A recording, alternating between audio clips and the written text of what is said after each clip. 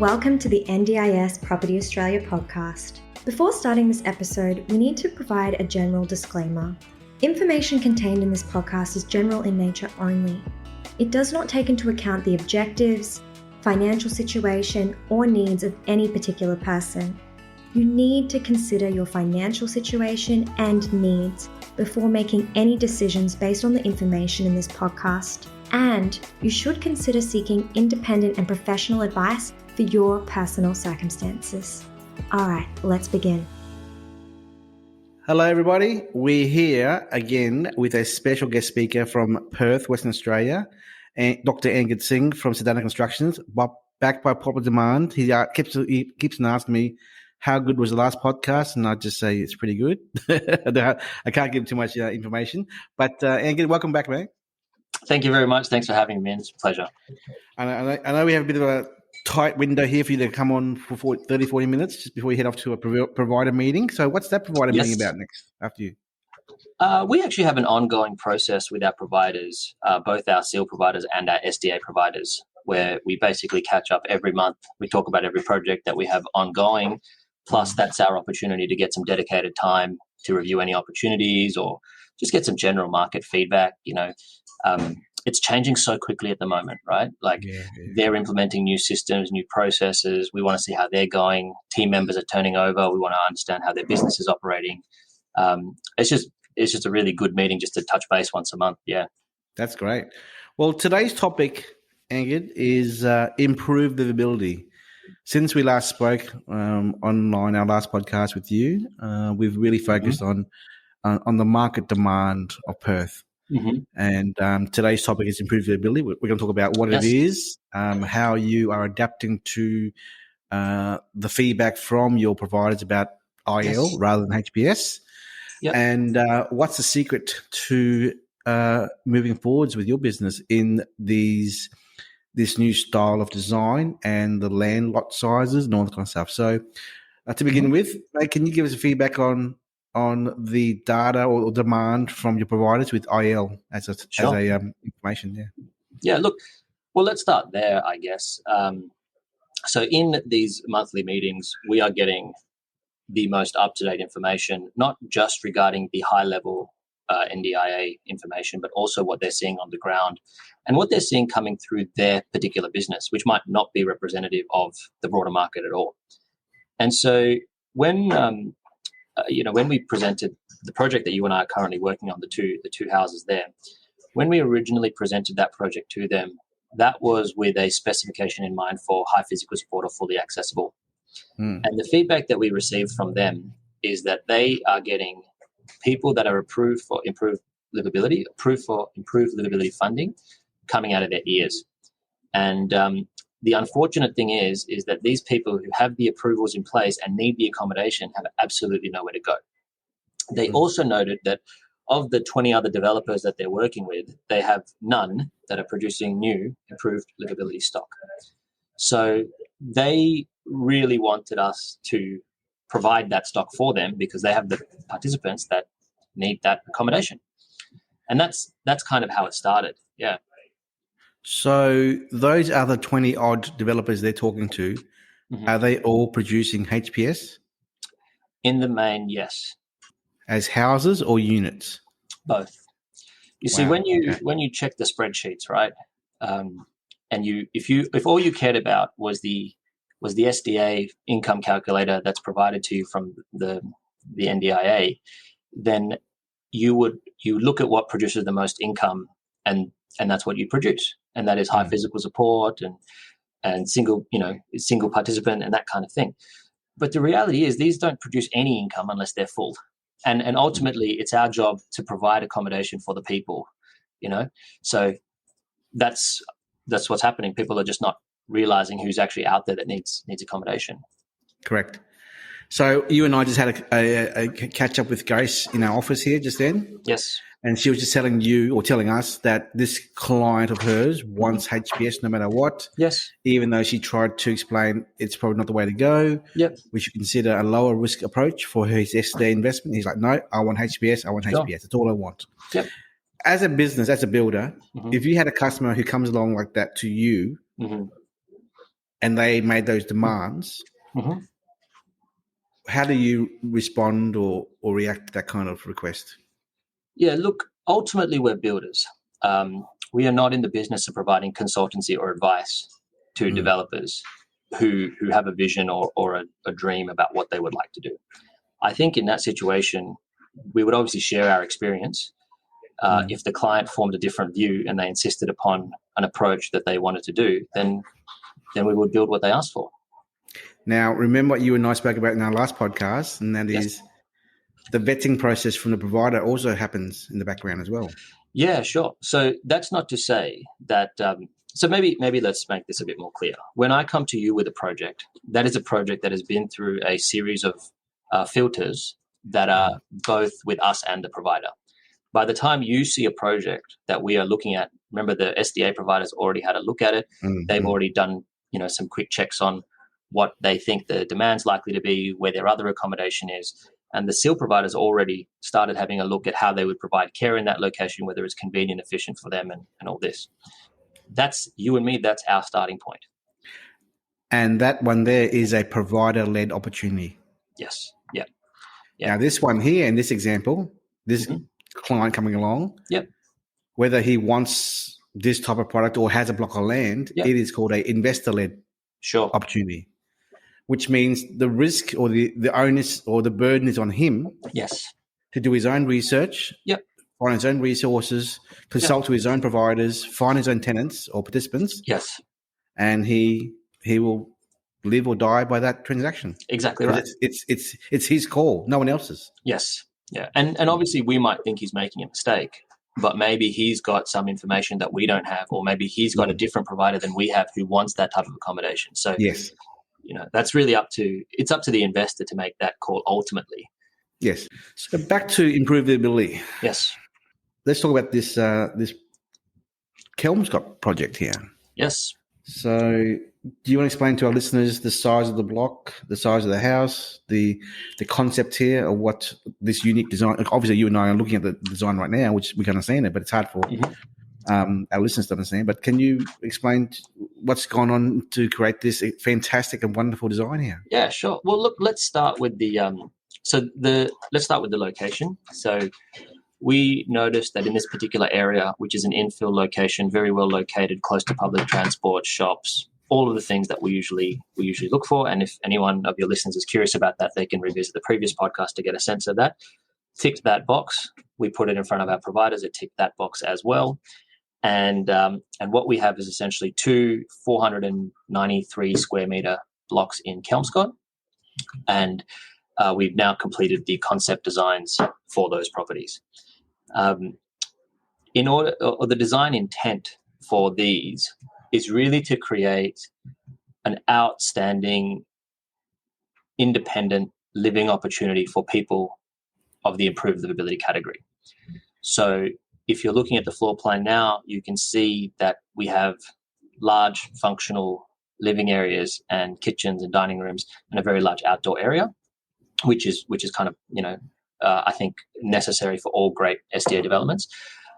But what's, I think, unique and special about this particular project is that the room sizes have been made maybe double or triple what you would expect to see in a development of this nature. And of course, they each have their own private en-suites. They have a separate robe. They each have a private courtyard. So yeah, it's almost like a boarding house type of concept where someone can live completely in their room if they want some privacy, or they can engage with other people in the main living areas. Yeah. The house, I think, is about 240 odd square meters, maybe, and the outdoor living area is maybe an additional 30 or so. And then there's a huge backyard of a couple of hundred square meters. So 240 internal, 238 to be precise, about 30 square meters in the large alfresco area. And then there's 3 courtyards on the side. Yes. Private courtyards for each participant. Yes. Yeah, very important, I think. I think that's it's very rare to see a courtyard in SDA house designs. That's fantastic.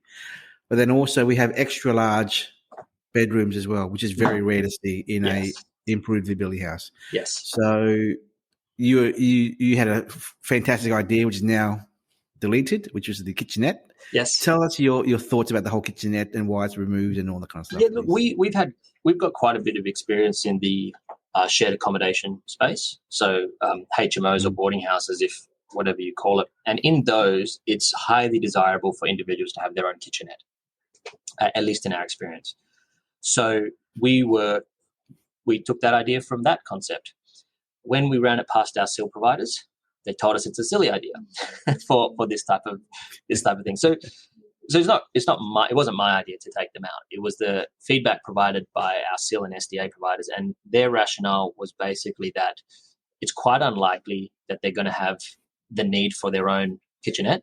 However, that space is highly useful. They would probably prefer that space to be able to put a study desk or a reading chair or anything really. So really, and maybe with IL, remember, you want someone to be able to make it their home. So giving them some opportunity to customize that space based on their needs was more value than us locking them into a kitchenette. So in the end, we decided to leave it open. Obviously there's PowerPoints and things so that they can put storage there, put a reading chair, put a study desk, whatever. But not locking them in was really the reason we removed it out. But didn't you say you've changed it to maybe a mini bar now? That could be one of the possibilities, but obviously a mini bar is just a desk with a PowerPoint underneath for a bar fridge. Yeah. And when I asked you, I'm just recalling our conversation. I said to you, well, why would they need a mini bar? They're not drinking alcohol. Yeah. You said to me, the SIL provider said that they don't want other people eating their food in the fridge, in the main room. Yeah, look, again, it's just something you would never know or you wouldn't think of. Having a private place to store food items that they buy personally, some people prefer to store that in private. And, you never want to get to the fridge one day and realize someone's drunk your orange juice or something. So that was the idea of giving them a provision for a bar fridge inside their own personal space. Yeah. Yep. Now let me read some information on our ebook that we have for improvability that our customers would be looking at.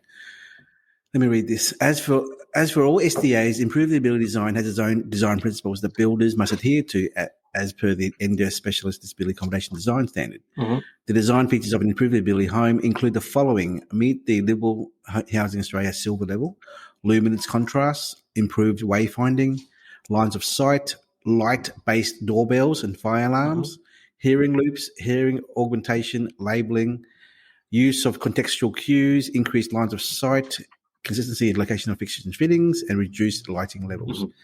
So, Angad, what does improved wayfinding mean?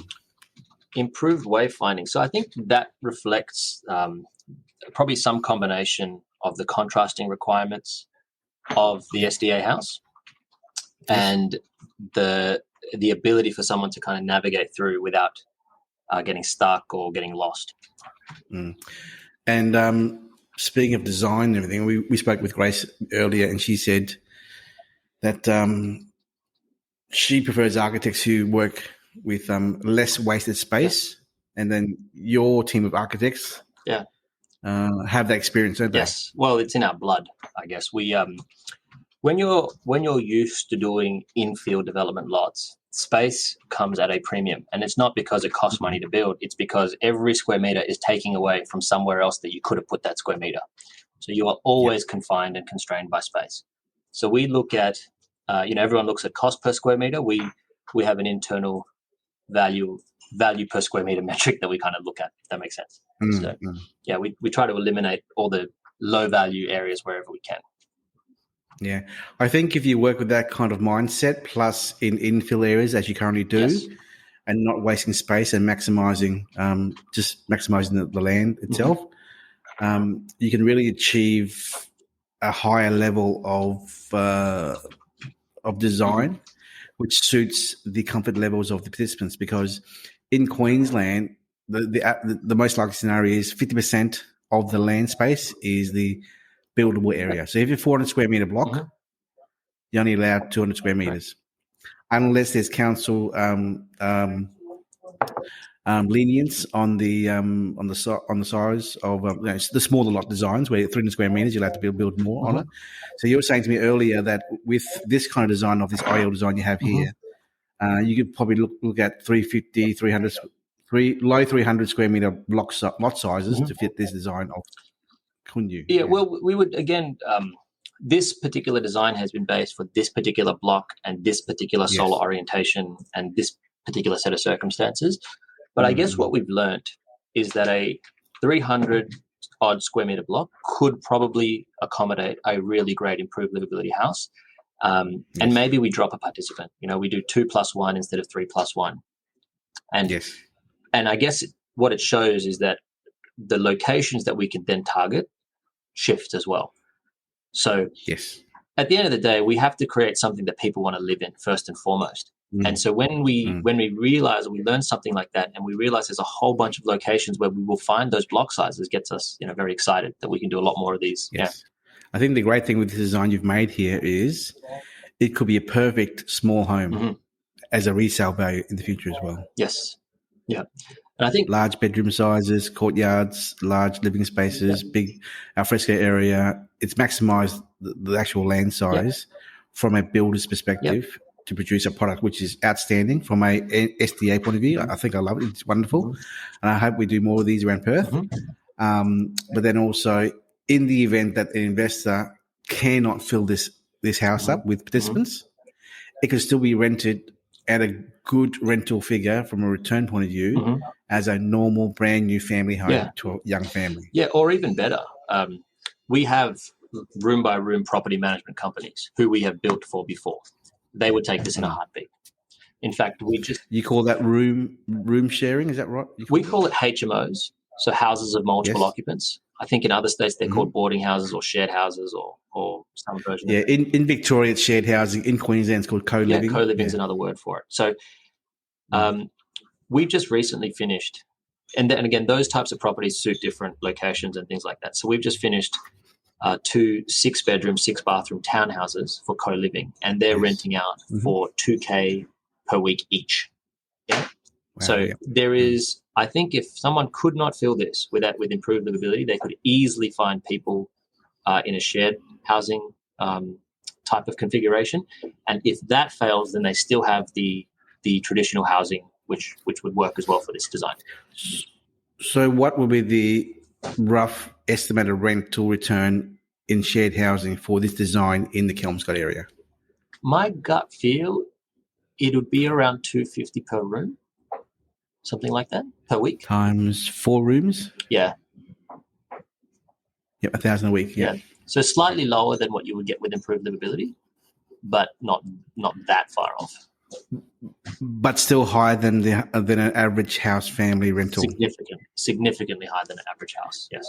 We spoke about the estimated SDA income on this IL house being a 3-participant and OOA configuration, and with the southeast location region, with the location factor in the calculator for SDA income, it worked out to be about $92,000 per year gross income.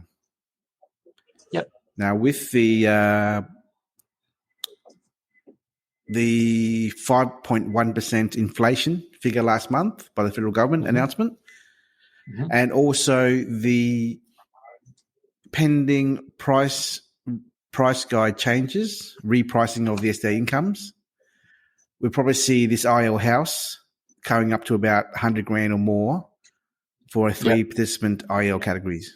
Yes. So we'll see those numbers reflected in the calculator and the publishing of the numbers by the government, NDIS, soon in the next 2 or 3 months or so. Yeah, very soon. But the point is, where in Australia can you build a custom-built house design which maximises the land with the customised floor plan with up to almost $100,000 a year gross rent for IL? You can't get that anywhere. You can't get that anywhere, Yeah, I think Perth... I think with Perth, we have the added advantage of seeing what has happened on the East Coast. So we've seen how improved livability has been overlooked by the broader market. We've seen how important it is as a type of accommodation for people with disabilities. So and the land is still quite affordable here compared to all of the other cities.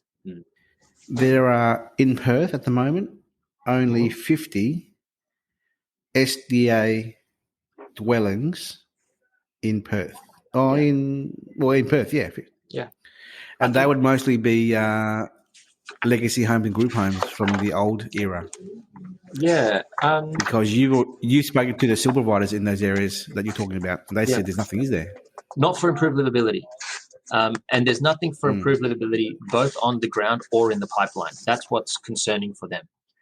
So now your stats that you've reflected, which reflect the broader market, suggest that maybe improved livability makes up 25 or 30% of the approved participants.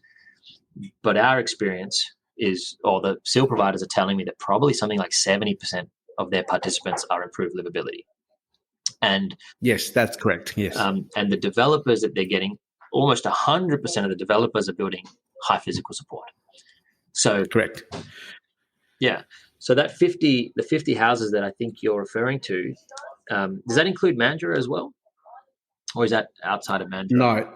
No, this is only purely Northeast 1 and Southeast 49. Yeah. Look, I spoke to a SDA assessor, Lauren Hart from O Tuition yesterday. Mm-hmm.